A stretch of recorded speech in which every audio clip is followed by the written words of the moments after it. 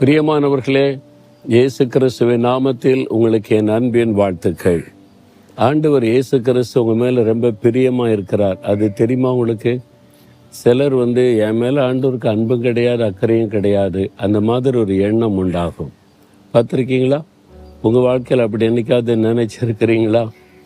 நான் ஊழிய பாதையில் சந்திக்கும் போது சிலர் சொல்லுவாங்க, ஆண்டவருக்கு என் மேலே அன்பே கிடையாது பிரதர், அங்கிள் என் மேலே ஆண்டவருக்கு அக்கறையே கிடையாது. ஏன் அப்படி சொல்கிற அப்படின்னு கேட்டால், நான் கேட்குற உடனே ஆண்டவர் தருவதே இல்லை. என் வாழ்க்கை பாருங்க இப்படி தான் இருக்குது அப்படின்னு தன் வாழ்க்கை குறித்து விரக்தியோடு சொல்கிறவங்க உண்டு. அது உண்மையா? ஆண்டவருக்கு உண்மையாக அக்கறை இல்லை அப்படின்னு நினைக்கிறீங்களா? வசனம் என்ன சொல்லுது? ஏசாயா 62:4 கர்த்தர் உண்மையில் பிரியமாக இருக்கிறார், உன்னுடைய தேசம் வாழ்க்கைப்படும். கர்த்தர் உண்மையில பிரியமா இருக்கிறார். ஆண்டவர் எத்தனையோ இடத்துல பேசும்போது, பிரியமானவனே, உன் ஆத்மா வாழ்கிறது போல எல்லாவற்றிலும் வாழ்ந்து சுகமா இருக்கும்படி வேண்டுகிறேன், நீ எனக்கு மிகவும் பிரியமானவன் அப்படின்லாம் சொல்றாருல. அப்ப ஆண்டவர் நேசிக்கிறாரு, உங்க மேல பிரியமா இருக்கிறாரு. ஆனால் நிறைய பேர் ஆண்டவர் நம்ம மேல பிரியமா இருக்கிறதை உணர்ந்து கொள்வதில்லை. அதுதான் நம்முடைய பிரச்சனை. நம்ம ஆண்டவரை பற்றி தவறாகவே நினைத்து கொண்டிருக்கிறோம். சில சமயம் நம்முடைய ஜெபத்துக்கு பதில் வர தாமதிக்கும். சில சமயம் நம்ம எதிர்பார்க்கிறபடி ஆண்டவர் பதில் கொடுப்பதில்லை. நான் விரும்பின காரியம் நிறைவேறுவதில்லை. உடனே சொல்லிடுற, ஆண்டவருக்கு என் மேலே பிரியமே கிடையாது, அதனால தான் என் மேலே அக்கறை இல்லாமல் அதனால ஆண்டவர் எனக்கு ஒன்று செய்கிறதில்லைன்னு. அப்படி அல்ல. ஆண்டவர் உங்களுக்காக உயிரையே கொடுத்தவர் இல்லை, தன் சிலுவையில் தன் ஜீவனையே கொடுத்து உங்கள் மேலே அன்பு குறைந்த ஆண்டவருக்கு உங்கள் மேலே அன்பு இல்லாமல் இருக்குமா? உங்களுக்கு எது நலமோ அதை அவர் செய்வார். சில சமயம் நலமான காரியத்தை நலமான நேரத்தில் செய்வார். கொஞ்சம் நீங்கள் வெயிட் பண்ணணும். ஆண்டவருடைய வேளையில் நீங்கள் எதிர்பார்க்கதை விட மேலான நன்மை நடக்கும். சரியான நேரத்தில் ஆண்டவர் தன் அன்பை உங்களுக்கு வெளிப்படுத்துவார். அதனால ஆண்டவருடைய அன்பை நம்ம புரிந்து கொள்ளணும். ஆண்டவருடைய வசனம் சொல்லுது, அவர் உண்மையில பிரியமா இருக்கிறார். அப்போ ஆண்டவரே அப்படி சொல்லும் போது எப்படி பிரியலைன்னு நம்ம சொல்ல முடியும்? அது தவறான ஒரு எண்ணம், தவறான ஒரு நம்பிக்கை. அதை நம்ம மாற்றிக்கொள்ளணும். நீ யோசித்து பாருங்களேன், நாம் பாவிகளாய் இருக்கையில் இயேசு சிலுவையில் நமக்காக தன்னையே பலியாய் கொடுத்திருக்கிறார்.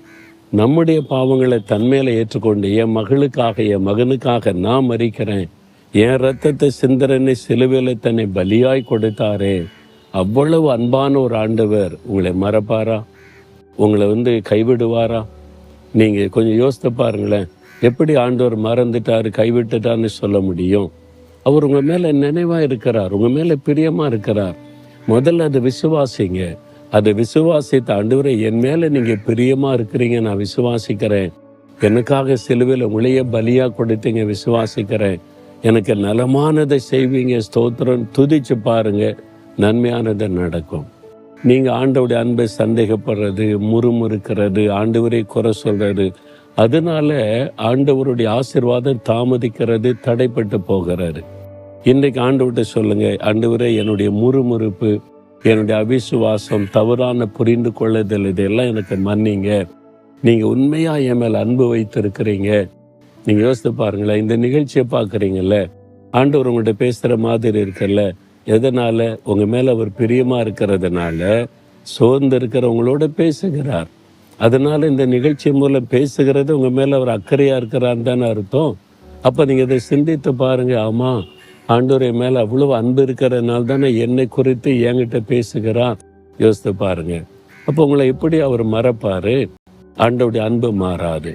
அதனால் ஆண்டவரே, நீர் என் மேலே பிரியமாக இருக்கிறீர், நான் இதை புரிந்து கொள்ளாமல் இருந்துட்டேன், என்னை மன்னியும் அப்படின்னு சொல்லி பாருங்களேன். அந்த ஆசீர்வாதத்தை நீங்கள் காண்பீங்க.